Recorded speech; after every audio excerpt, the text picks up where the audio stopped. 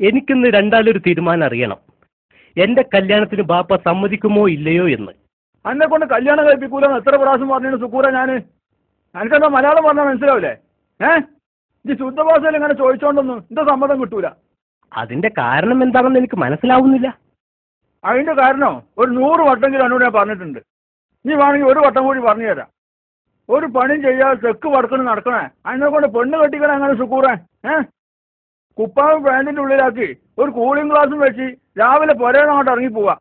5 പാതിരാകുമ്പോൾ കയറി വരിക. അന്ന പെണ്ണുങ്ങൾക്ക് തിന്നാനും ഉടുക്കാനും കൺമശി ഇടാനും ഞാൻ നയിച്ചുകൊണ്ട് വരിക. എങ്ങനെയുണ്ട്? അപ്പോൾ തൊഴിലില്ലാത്ത ചെറുപ്പക്കാർ കല്യാണം കഴിക്കണ്ടെന്നാണോ? തൊഴിലില്ലാത്ത ചെറുപ്പക്കാർ പെണ്ണ് കെട്ടണോ വേണ്ടെന്ന് ഓരോ വാപ്പാട് തീരുമാനിച്ചോളും. എനിക്കിപ്പോൾ എൻ്റെ മുന്നിൽ നിൽക്കുന്ന ചെറുപ്പക്കാരൻ്റെ കാര്യം നോക്കിയാൽ മതി. അവനക്ക് പെണ്ണ് കെട്ടണമെന്നുണ്ടോ? ഒരു കൊല്ലം ഈ പുരയിലെ ചെലവ് നടത്തി ഇതൊരാണാണ് തെളിയിക്ക്. പിറ്റേ മാസം 1-ാം തീയതി എൻ്റെ കല്യാണ.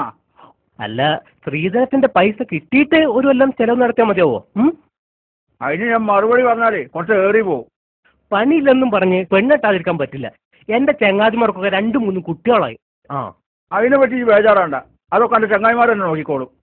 ഒരു പുതിയ തലമുറ വാർത്തെടുക്കേണ്ട ഉത്തരവാദിത്വമുണ്ട് എനിക്ക്. അതുകൊണ്ട് നിങ്ങളെ സമ്മതത്തിന് ഇനി ഞാൻ കാത്തു നിൽക്കില്ല. എനിക്ക് ഇഷ്ടപ്പെട്ട പെണ്ണിനെ കെട്ടിക്കൊണ്ടുവരും ഞാൻ. ബാപ്പാന്റെ കുട്ടി ഒന്നവിടെ മുട്ടുത്തി നിന്നാ. എന്തിനാ? നിക്ക്. ഈ ബാപ്പാന്റെ ഒരു കാര്യം, ഞാൻ ഇപ്പോഴും ചെറിയ കുട്ടിയാണെന്ന വിചാരം. ഇതിലൊന്ന് വട്ടത്തിൽ നടന്നാ. ഇങ്ങനെ നടക്കുന്നത് എളുപ്പമുള്ള കാര്യമല്ല.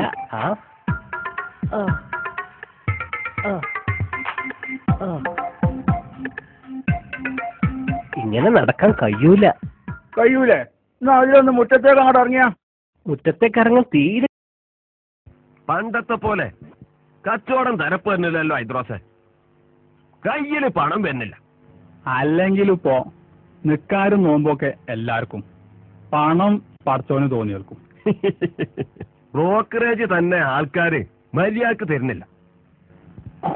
ഞമ്മക്ക് കിട്ടാനുള്ളതൊക്കെ നമ്മൾ കണക്ക് പറഞ്ഞു വാങ്ങുന്നുണ്ട്. അത് ഈ ചോദിക്കാതെ തന്നെ ആൾക്കാർ തരുന്നുണ്ട് എന്ന് എനിക്കറിയാം. ഇടിമുട്ടി ഐദ്രോസെ. എന്താ അങ്ങനെ നോക്കണ്? ഞാൻ ആലോചിക്കായിരുന്നു. കഴിഞ്ഞ ആഴ്ച പാണ്ടിക്കാട്ടക്ക് ഞമ്മളൊരു കല്യാണം ഏർപ്പാടാക്കി കൊടുത്തു. എന്റെ ഐദ്രോസെ, ചെറുക്കന്റെ പുര കാണണം. എന്താ വലുപ്പം! അവിടുത്തെ കാറ് കാണണം. വണ്ടി തട്ടി മരിക്കാൻ വിധിയുണ്ടെങ്കിൽ ആ കാറ് തട്ടി മരിച്ചണം. എന്നാ പിന്നെ മുന്നിൽ കളി ചാടിക്കൂടെ?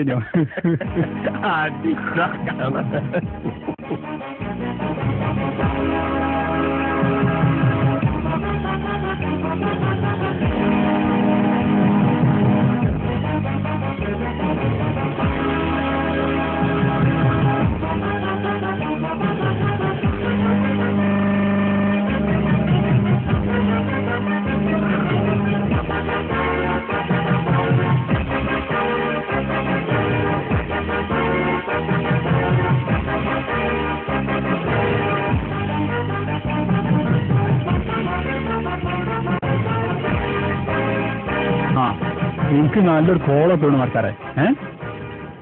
എവിടെ പോയി? ഓൻ പോയാൽ നന്നായിയാ.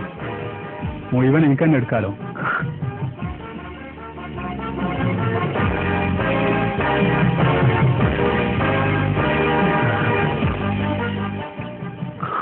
നിങ്ങൾ ആരാ തരീണത്? പാണ്ടിക്കാട്ടേക്ക് ഒരു കല്യാണം നടത്തി കൊടുത്ത ബ്രോക്കറെ നിങ്ങൾ അറിയോ? ഞാൻ തന്നെ എന്ന് പറയാം. കിട്ടണ മുഴുവൻ എനിക്ക് ഒറ്റക്ക് എടുക്കാലോ. ആ ആള് ഞാൻ തന്നെ. അയാളല്പം കറുത്തിട്ടാന്നാ മുതലാളി പറഞ്ഞത്. ഞാൻ ആദ്യം കറുത്തിട്ടേനി. ഇപ്പൊ വെയിലൊക്കെ വാട കൊണ്ടുകേട്ട് വെളുത്തതാ. ശരി, എങ്കിൽ കാർ കയറൂ. ഞാൻ ഈ കാറിൽ കയറുന്ന നാട്ടുകാരത് കാണില്ലേ? എന്റെ അമ്മോ!